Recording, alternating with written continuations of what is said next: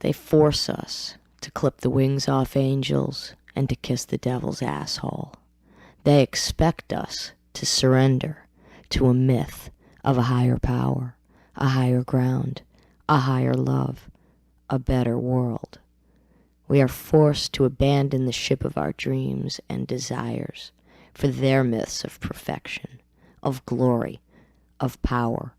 We putrefy in the stench of someone else's nightmare. But the only real demons are the ones inside you, leeching away on your energy for the purpose of an early grave.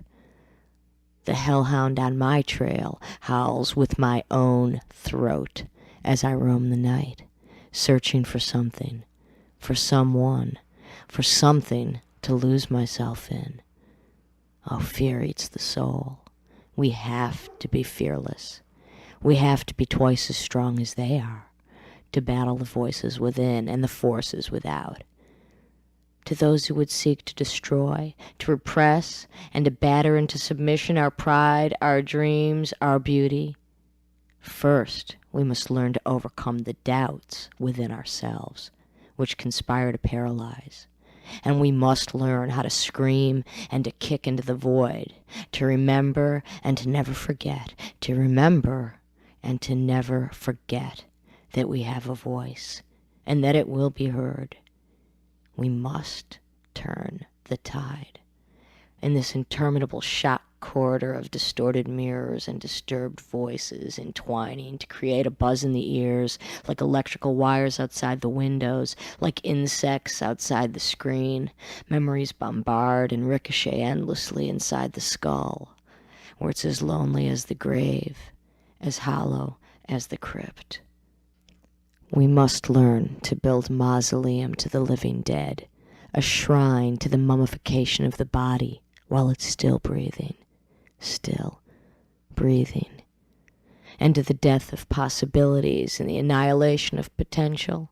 The cruelest joke of all is that the finger on the trigger is always our own, clenching and shaking in a delirium tremors as we shoot ourselves down again and again, shadowboxing forever in this sarcophagal funhouse of the emotionally crippled, in an endless vortex, a permanent vertigo, spinning, sick and tired, nauseous from centrifugal force, crushing, maiming, battering, existing barely enough to take in the barrage of images from the maggot-ridden minds of control freaks, of Jesus freaks, of retrograde pigs of every variety who want to belittle you at every turn, to browbeat you into believing what you've been taught from the dawn of time, that you are worthless, that you are weak, that you don't matter, that you don't count,